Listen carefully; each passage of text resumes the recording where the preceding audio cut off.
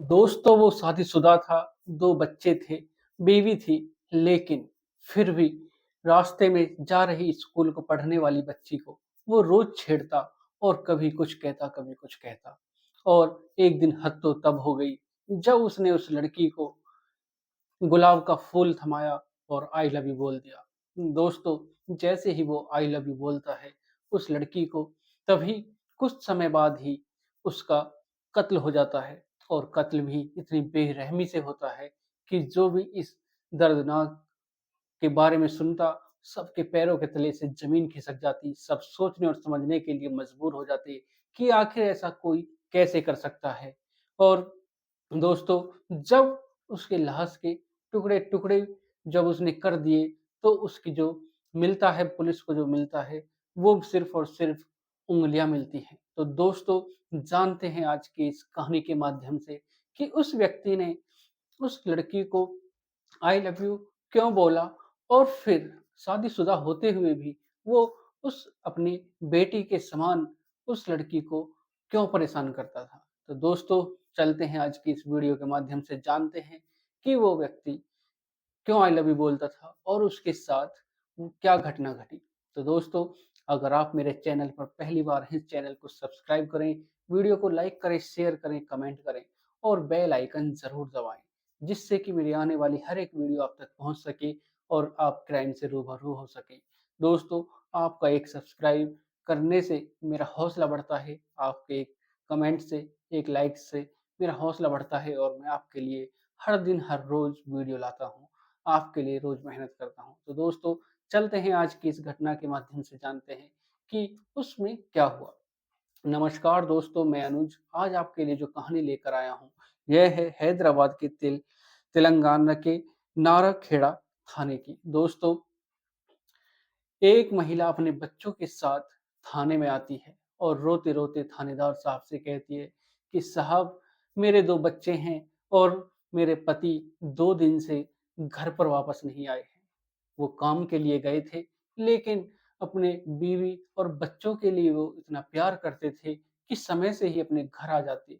लेकिन पता नहीं उनके साथ क्या हुआ, वो कहाँ पर हैं? मैं बहुत परेशान हूँ। मैंने सारे जगह उनको ढूँढ लिया है, रिश्तेदारी में और जानने वालों की जान-पहचान वालों से सबसे पूछताछ कर ली है, लेकिन उनका कुछ पता नहीं चल रहा।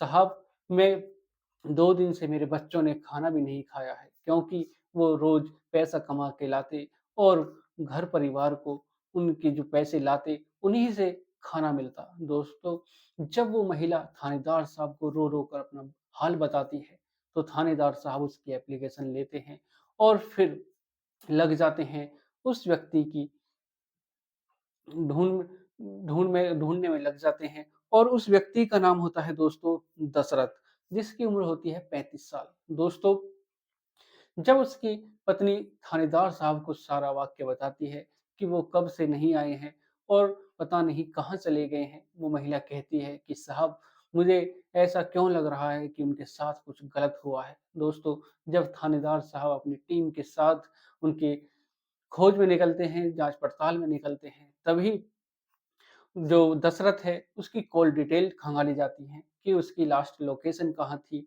वो कहाँ गया था, आखिरकार उससे किसने बात की। दोस्तों तभी एक व्यक्ति की कॉल डिटेल निकलती है और जब उसे पकड़ा जाता है, उसे गिरफ्तार किया जाता है, उससे पूछताछ की जाती है, तब वो व्यक्ति कहता है कि साहब मुझे तो सिर्फ़ उससे फ़ोन करके बुलाया गया था और जो जिसने मुझसे कहा कि उसको दशरथ को यहाँ पहाड़ी पर बुला लो, तो उसका नाम है गोपाल। गोपाल ने ही उसको बुलाया था और उसके कहने पर ही मैंने दशरथ को उस पहाड़ी पर बुलाया और उसके बाद जब गोपाल को ढूँढा जाता है, तो कुछ समय बाद गोपाल खुद थाने में आकर अपने आप को सरेंडर कर देता है और जब उससे पूछताछ की जाती है, जब गोपाल सारी कहानी बताता है, तो सबके पैरों के तले से ज़मीन खिसक जाती है। सब सोचने और समझने के लिए मजबूर हो जाते हैं कि आखिर ऐसा कैसे हो सकता है? कोई व्यक्ति अपनी बेटी के समान एक लड़की को क्यों परेशान करेगा और वो इस हद तक चला जाएगा, कोई सोच भी नहीं सकता। दोस्तों जब गोपाल पूरी कहानी बताता है, तो सबके पैरों के तले से ज़मीन खिसक जाती है। दोस्तों गोपाल कहता है कि मेरी बेटी है 16 साल की, वो रोज स्कूल जाती है और जो दशरथ है वो उसको परेशान करता है और कभी कुछ कहता और एक दिन उसने हद ही कर दी। 13 फरवरी को उसने जब मेरी बेटी स्कूल जा रही थी, तब वो रास्ते में उसे रोकता है और उसको गुलाब का फूल देता है और कहता है आई लव यू। और जब मेरी बेटी पूरी कहानी मुझे बताती है और कहती है कि पिताजी मैं कल से स्कूल नहीं जाऊंगी क्योंकि जो दशरथ चाचा हैं वो मुझे परेशान करते हैं और मुझसे आज उन्होंने आई लव यू बोला और वो भी गुलाब का फूल देकर और वो पैरों पर बैठकर घुटने के बल बैठकर मुझसे आई लव यू बोला और कहा कि तुम्हारे लिए मैं सब कुछ करने को तैयार हूँ, मैं तुम्हें बहुत प्यार करता हूँ। जब उसकी बेटी अपने पिता से बताती है, तब पिता को गुस्सा आता है, गोपाल को गुस्सा आता है और वो अपने गुस्से को काबू नहीं कर पाता। तभी वो सारी कहानी अपने दोस्तों को बताता है और एक दोस्त के माध्यम से दशरथ को वो पहाड़ी पर बुलाता है। जब गोपाल सारी कहानी बताता है कि पहले हमने उसको फ़ोन किया और फ़ोन करने के बाद जब दशरथ पहाड़ी पर आया, तब हमने उसके साथ लाठी से उस पर वार किया और लाठी डंडों से वार करने के बाद जब वो बेहोश की हालत में हो गया, उसके प्राण पखेरु हो गए, तब हमने उस पर पेट्रोल छिड़क कर उसको जला दिया और जलाने के बाद जब उसका कुछ ही मांस के लोथड़े बाकी बचे, तब हमने उसके छोटे-छोटे टुकड़े कर कर वहीं पर फेंक दिए। सोचा कि जो जंगली जानवर हैं, पक्षी हैं और वो उसको खा लेंगे और जैसे ही पुलिस इस सारी घटना को सुनती है, पुलिस भी हैरान हो जाती है कि आखिर ऐसा कोई कैसे कर सकता है।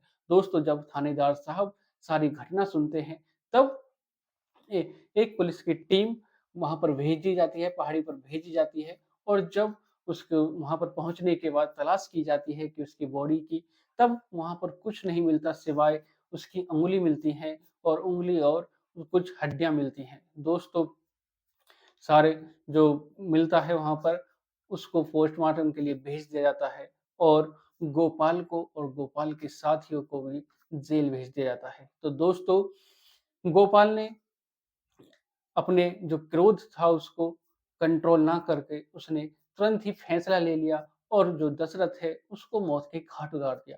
दोस्तों आपकी क्या राय है कमेंट बॉक्स में ज़रूर बताइए। क्या गोपाल ने सही किया और जो दशरथ है उसको भी ज़रा सोचना चाहिए था। वो भी अपने 2 बच्चों का बाप है।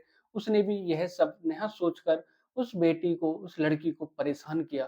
तो दोस्तों कुछ लोग कहते हैं कि गोपाल ने सही किया और आपकी क्या राय है? आप भी कमेंट बॉक्स में ज़रूर बताइए।